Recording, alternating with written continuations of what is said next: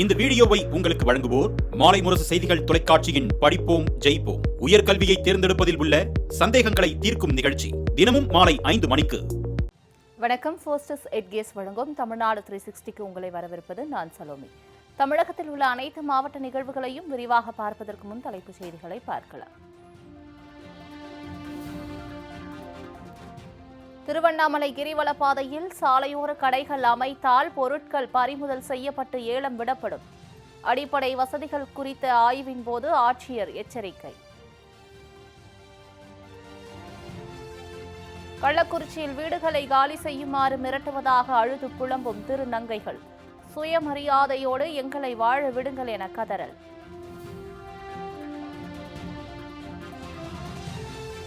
சங்கராபுரத்தில் சுற்றித் திரியும் நாய்களால் பொதுமக்கள் அச்சம். வீதியில் செல்வோரை கடித்து குதறுவதாக புலம்பல். நகராட்சி கழிப்பறையின் அவலநிலை கண்டு கடுப்பாகி போன எம்பி. நகராட்சி நிர்வாகத்தின் மீது நடவடிக்கை எடுக்கப் போவதாக எச்சரிக்கை. கண்ணமங்கலத்தில் களை கட்டிய உணவு திருவிழாவால் பொதுமக்கள் மகிழ்ச்சி. பாரம்பரிய விளையாட்டுகளை கண்டு ரசித்த மக்கள்.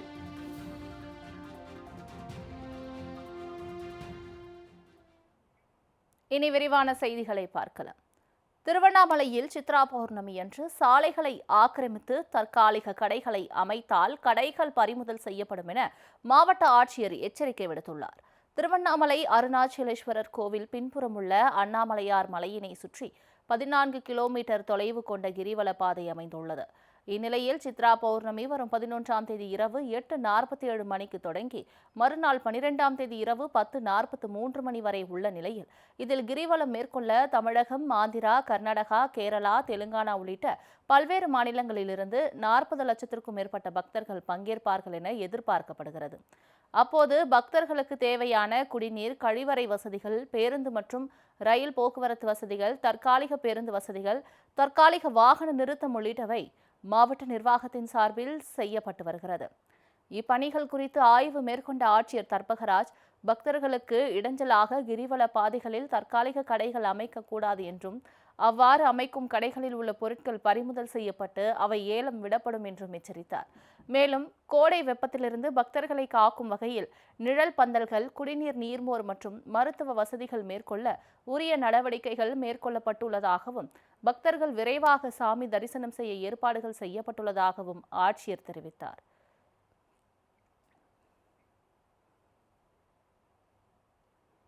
கள்ளக்குறிச்சி அருகே சுயமரியாதையோடு எங்களை வாழ விடுங்கள் என திருநங்கைகள் கோரிக்கை விடுத்துள்ள சம்பவம் பரிதாபத்தை ஏற்படுத்தியுள்ளது. சின்னசேலம் அருகே உள்ள ஹிந்திலி கிராமத்தில் சுமார் 10 ஆண்டுகளாக 40க்கும் மேற்பட்ட திருநங்கைகள் வசித்து வருகின்றனர். இந்நிலையில் 2017ஆம் ஆண்டு அவர்கள் வசித்து வந்த 1.2 ஏக்கர் நிலத்தில் அப்போதைய அதிமுக அரசு 38 இலவச வீட்டுமனை பட்டா வழங்கியதோடு அதில் கட்டப்பட்ட 10 பசுமை வீடுகளில் திருநங்கைகள் வசித்து வந்துள்ளனர். பின்னர் அதே இடத்தில் தற்போதைய திமுக ஆட்சியிலும் 10 வீடுகள் அளித்துள்ளதாகவும் கூறப்படுகிறது. இந்நிலையில் நிலத்தின் அருகில் விவசாயம் செய்து வரும் குடும்பத்தினர் திருநங்கைகள் வசித்து வரும் 1.2 ஏக்கர் பட்டா நிலம் தங்களுக்கு சொந்தம் எனவும் உடனடியாக நீங்கள் அதை காலி செய்ய வேண்டும் என்று மிரட்டுவதோடு தொடர்ந்து அவதூறாக பேசுவதால் மன உளைச்சலில் இருப்பதாக திருநங்கைகள் தெரிவித்துள்ளனர். இப்பிரச்சினை குறித்து திருநங்கைகளுக்கு பல்வேறு நலத்திட்ட உதவிகளை செய்ய தமிழக அரசு தலையிட்டு சுயமரியாதையோடு வாழ எங்களுக்கு வாய்ப்பினை ஏற்படுத்தி தர வேண்டும் என அவர்கள் கோரிக்கை விடுத்துள்ளனர்.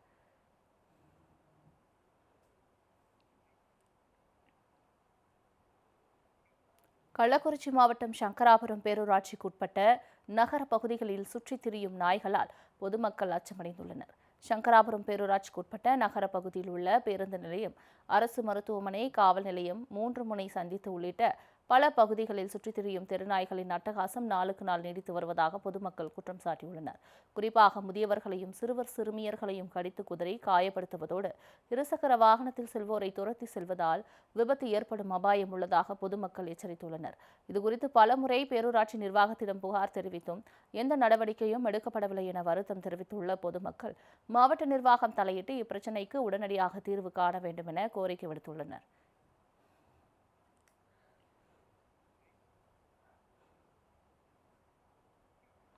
உன்னால் ஒரு அரை மணி நேரம் இதற்குள் நிற்க முடியுமா என அசுத்தமாக இருந்த நகராட்சி கழிவறை குறித்து பணியாளர்களிடம் நாடாளுமன்ற உறுப்பினர் மாதேஸ்வரன் கடிந்து கொண்ட சம்பவம் பரபரப்பை ஏற்படுத்தியது. நாமக்கல் பழைய பேருந்து நிலையத்தில் கொங்கு நாடு மக்கள் தேசிய கட்சியின் சார்பில் நீர்மோர் பந்தல் திறப்பு நிகழ்ச்சி நடைபெற்றது. இதனை நாமக்கல் எம்பி மாதேஸ்வரன் துவக்கி வைத்தார். அப்போது பழைய பேருந்து நிலையத்தில் நகராட்சி சார்பில் உள்ள கழிவறையை திடீரென ஆய்வு செய்தபோது கழிவறை சுத்தமாக இல்லாததால் கோபமடைந்த அவர் அங்கிருந்த பணியாளர்களை நோக்கி உன்னால் ஒரு மணி நேரம் இங்கு நிற்க முடியுமா என கேள்வி எழுப்பினார்.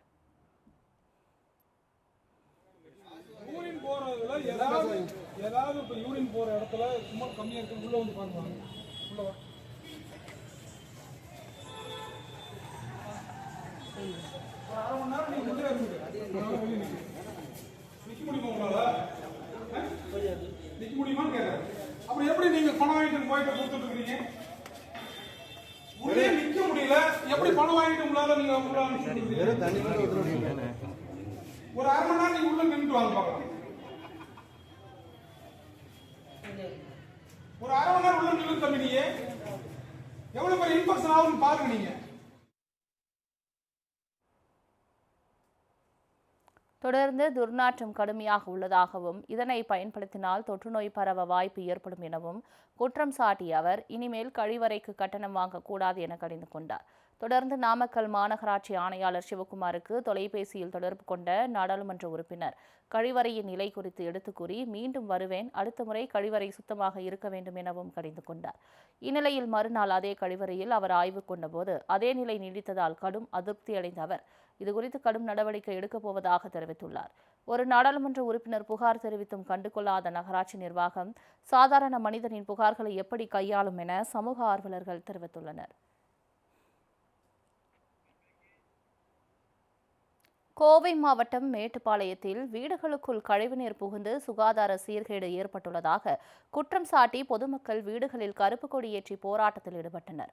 மேட்டுப்பாளையம் நகராட்சிக்குட்பட்ட 18வது வார்டு கரிமேடு பகுதியில் 100க்கும் மேற்பட்ட குடியிருப்புகளில் பொதுமக்கள் வசித்து வருகின்றனர். இந்நிலையில் இப்பகுதியில் ஓடும் கழிவுநீருக்கு வடிகால் போதிய அளவில் ஏற்படுத்தி தரப்படாததால் மழை காலங்களில் மழைநீர் கழிவுநீருடன் சேர்ந்து வீடுகளுக்குள் புகுந்து விடுவதாக கூறப்படுகிறது. இதனால் பொதுமக்களுக்கு சுகாதார சீர்கேடு ஏற்பட்டு நோய் தொற்றுக்கு ஆளாவதாக பொதுமக்கள் தெரிவித்துள்ளனர். இதுகுறித்து பலமுறை நகராட்சி நிர்வாகத்திடம் புகார் தெரிவித்தும் அதிகாரிகள் நடவடிக்கை எடுக்கவில்லை என்பதால் ஆத்திரமடைந்த அப்பகுதி மக்கள் நகராட்சி நிர்வாகத்தினை கண்டித்து வீடுகளில் கருப்பு கொடி ஏற்றி போராட்டத்தில் ஈடுபட்டனர். இதனைத் தொடர்ந்து அப்பகுதிக்கு வந்த போலீசார் மற்றும் நகராட்சி அதிகாரிகள் போராட்டத்தில் ஈடுபட்ட மக்களிடம் பேச்சுவார்த்தை நடத்தியதோடு விரைவில் வடிகால் ஏற்படுத்தி தரப்படும் என உறுதி அளித்ததைத் தொடர்ந்து போராட்டம் கைவிடப்பட்டது.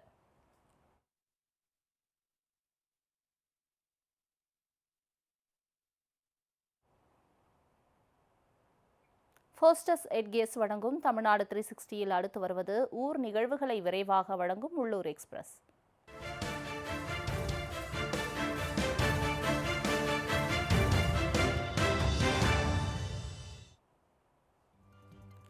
கிருஷ்ணகிரி மாவட்டம் சூளகிரி வனப்பகுதி அருகே கதிரடிக்கும் களம் அமைக்க கிராம பெண்கள் எதிர்ப்பு தெரிவித்துள்ளனர். தமிழக அரசின் சார்பில் சப்பட்டி என்னும் கிராமத்தில் வனப்பகுதியை ஒட்டியவாறு விவசாய விளைபொருட்களை உலர்த்துவதற்கான கதிர் அடிக்கும் களம் அமைக்கப்பட்டு வருகிறது. இப்பகுதியில் களம் அமைக்கப்படுவதால் யானை உள்ளிட்ட வன விலங்குகளால் விவசாயிகளுக்கும் பொதுமக்களுக்கும் பாதிப்பு ஏற்பட வாய்ப்புள்ளதாக கூறிய அப்பகுதி பெண்கள் பணிகளை நிறுத்துமாறும் வேறிடத்தில் களம் அமைக்க வேண்டும் எனவும் அதிகாரிகளுடன் வாக்குவாதத்தில் ஈடுபட்டனர்.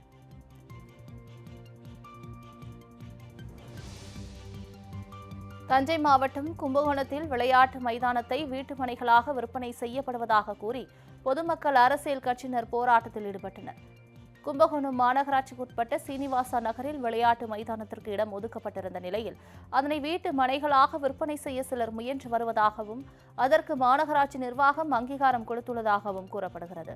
இதனால் ஆத்திரமடைந்த தூய்மை சீனிவாச நகர் குடியிருப்போர் நல சங்கத்தினர் மாநகராட்சி நிர்வாகம் கண்டித்து விளையாட்டு மைதானத்தை தொடர்ந்து விற்பனை செய்ய முயன்றால் தொடர் போராட்டத்தில் ஈடுபட போவதாகவும் எச்சரித்து ஆர்ப்பாட்டத்தில் ஈடுபட்டனர். தஞ்சாவூர் மாவட்டம் பட்டுக்கோட்டை அருகே இடையாத்தி கிராமத்தை திருவோணம் தாலுகாவுடன் இணைக்கப்பட்டதற்கு எதிர்ப்பு தெரிவித்து கிராம மக்கள் போராட்டத்தில் ஈடுபட்டனர். இடையாத்தியில் தெற்கு பீமாநகர் பல ஆண்டுகளாக பட்டுக்கோட்டை தாலுகாவில் இருந்து வந்த நிலையில் புதிதாக உருவாக்கப்பட்ட திருவோணம் தாலுகாவுடன் இணைக்கப்பட்டதாக அறிவிக்கப்பட்டது. இதனால் நீதிமன்றம், மருத்துவமனை, தாலுகா அலுவலகம் போன்ற அலுவலகங்களுக்கு செல்ல சிரமமாக இருப்பதாக கிராம மக்கள் தெரிவித்துள்ளனர். இதனைத் தொடர்ந்து இடையாத்தியை மீண்டும் பட்டுக்கோட்டை தாலுகாவுடன் இணைக்க வலியுறுத்தி ஊர்வலமாக புறப்பட்ட 100க்கும் மேற்பட்ட பொதுமக்கள் கிராம நிர்வாக அலுவலகம் முன்பு திரண்டு போராட்டத்தில் ஈடுபட்டனர். திருப்பத்தூர் மாவட்டம் ஆலங்காயம் அருகே ஒற்றை கொம்பன் யானை ஒன்று அரசு பேருந்தை வழிமறித்து காட்சிகள் சமூக வலைதளங்களில் வைரலாகி வருகிறது. காவலூர், மந்தாரக்குட்டை, காப்புக்காடு பகுதிகளில் ஒற்றை யானை முகாமிட்டு அங்குள்ள விவசாய நிலங்களில் பயிரிடப்பட்ட வாழை, மாமரங்களை சேதப்படுத்தி வருவதாக கூறப்படுகிறது. இந்நிலையில் ஜமனாமுத்தூர் நோக்கி சென்ற அரசு பேருந்தை காட்டு யானை வழிமறித்து நின்றால் பயணிகள் அச்சமடைந்தனர். இதனையடுத்து ஓட்டுநர் சாமர்த்தியமாக அங்கிருந்து பேருந்தினை நகர்த்தி யானையிடமிருந்து தப்பிய காட்சிகள் வெளியாகி பரபரப்பை ஏற்படுத்தியுள்ளது. தென்காசி மாவட்டம் சங்கரன்கோவில் நகராட்சி அலுவலகத்தில் கவுன்சிலர் ஒருவர் தர்ணா போராட்டத்தில் ஈடுபட்ட சம்பவம் பரபரப்பை ஏற்படுத்தியது. சங்கரன்கோவில் நகராட்சி 2வது வார்டு பகுதியான ராமசாமிபுரம் 6ஆம் தெரு பகுதியில் நகராட்சி நிர்வாகம் சார்பில் ஆக்கிரமிப்புகள் அகற்றப்பட்ட போது பாரபட்சம் காட்டியதாக கூறப்படுகிறது. இதனையடுத்து மீண்டும் முறையாக ஆக்கிரமிப்புகளை அகற்றக் கோரிய மனுவை அப்பகுதியைச் சேர்ந்த நகரமன்ற உறுப்பினர் நகரமைப்பு ஆய்வாளரிடம் அளித்துள்ளார். ஆனால் அதனை ஆய்வாளர் வாங்க மறுத்ததால் இருவருக்கும் இடையே வாக்குவாதம் ஏற்பட்டுள்ளது. இதனையடுத்து ஆத்திரமடைந்த கவுன்சிலர் ஆய்வாளர் அலுவலகத்தில் திடீரென தரையில் அமர்ந்து தர்ணா போராட்டத்தில் ஈடுபட்ட சம்பவம் அங்கு பரபரப்பை ஏற்படுத்தியது. ஈரோடு மாவட்டம் அந்தியூர் அருகே உள்ள பூசாரியூரில் பிரசித்தி பெற்ற செம்முனுசாமி கோவில் உள்ளது. இக்கோவிலில் சித்திரை தேர் திருவிழா கடந்த 18ஆம் தேதி பூச்சாட்டுதலுடன் தொடங்கியது. இந்நிலையில் விழாவின் முக்கிய நிகழ்வான தேர் திருவிழா சிறப்பாக நடைபெற்றது. 5 அடி உயரம் கொண்ட செம்முனிசாமி, மன்னாதசாமி, பச்சாயி ஆகிய சாமிகளை சப்பரத்தில் வைத்து பக்தர்கள் தோளில் சுமந்தபடி ஊர்வலமாக கோவிலை வந்தடைந்தனர். அத்துடன் பெண்கள், குழந்தைகள், ஆண்கள் உள்ளிட்ட 100க்கும் மேற்பட்டோர் தேர் செல்லும் வழிபாதையில் அடி விழுந்து வணங்கி நேர்த்திக்கடன் செலுத்தினர். தேனி மாவட்டம் ஆண்டிப்பட்டி அருகே 800 ஆண்டுகள் பழமையான ஜம்புலிபுத்தூர் கதலி நரசிங்க பெருமாள் கோயில் சித்திரை தேர் திருவிழா கொடியேற்றத்துடன் தொடங்கியது. இதனையொட்டி பெருமாளுக்கு சிறப்பு பூஜைகள் நடத்தப்பட்டு கருடன் முகம் பதித்த கொடியினை பட்டாச்சாரியர்கள் தலையில் சுமந்தபடி கோயிலை வலம் வந்தனர். பின்னர் வேத மந்திரங்கள் முழங்க கொடிமரத்தில் கொடி ஏற்றப்பட்டதைத் தொடர்ந்து கோயிலில் வீற்றிருக்கும் பெருமாளுக்கு தீபாராதனை காட்டப்பட்டது. இந்நிகழ்வில் ஏராளமான பக்தர்கள் கலந்து கொண்டு சாமி தரிசனம் செய்தனர்.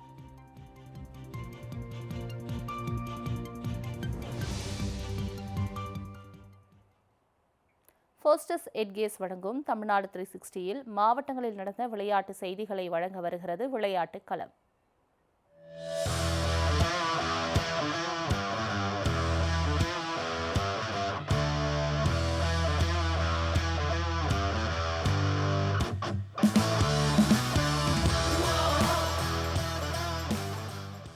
நாகையில் மாநில அளவில் ஆண்களுக்கான கபடி போட்டி விறுவிறுப்பாக நடைபெற்றது.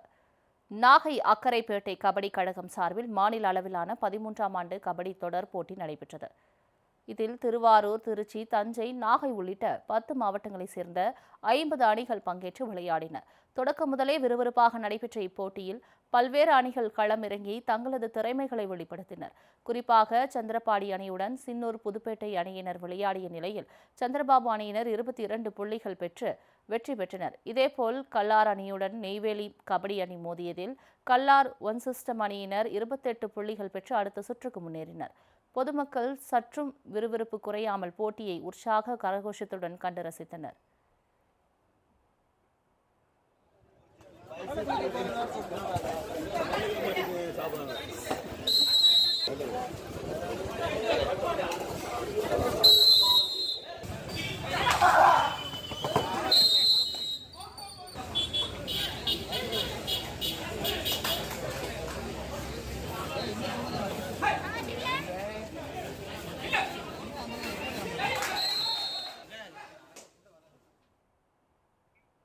வேலூர் மாவட்டத்தில் நடைபெற்ற பள்ளிகளுக்கிடையேயான கபடி போட்டியில் கடும் வெயிலையும் பொருட்படுத்தாமல் மாணவர்கள் விளையாடி திறமைகளை வெளிப்படுத்தினர். தமிழ்நாடு விளையாட்டு மேம்பாட்டு ஆணையம் மற்றும் வேலூர் மாவட்ட நிர்வாகம் இணைந்து பள்ளிகளுக்கிடையே மாவட்ட அளவிலான கபடி போட்டிகள் வேலூர் மாவட்ட விளையாட்டு மேம்பாட்டு ஆணைய விளையாட்டு அரங்கில் நடைபெற்றது. இப்போட்டிகளை பாராளுமன்ற உறுப்பினர் கதிரானந்த், மாவட்ட ஆட்சியர் சுபலட்சுமி ஆகியோர் துவங்கி வைத்ததோடு போதைப் பொருளில்லா தமிழகத்தை உருவாக்க மாணவர்கள் முயற்சி மேற்கொள்ள வேண்டும் என்றும், தாங்கள் பள்ளி மற்றும் கல்லூரிகளுக்கு அருகில் போதைப் பொருட்களை விற்பனை செய்யப்பட்டால் அது குறித்து காவல் நிலையத்திற்கு தெரிவிக்க வேண்டும் என்று கேட்டுக்கொண்டார். பின்னர் துவங்கப்பட்ட கபடி விளையாட்டில் களமிறங்கிய மாணவர்கள் தங்கள் திறமைகளை வெளிப்படுத்தினர்.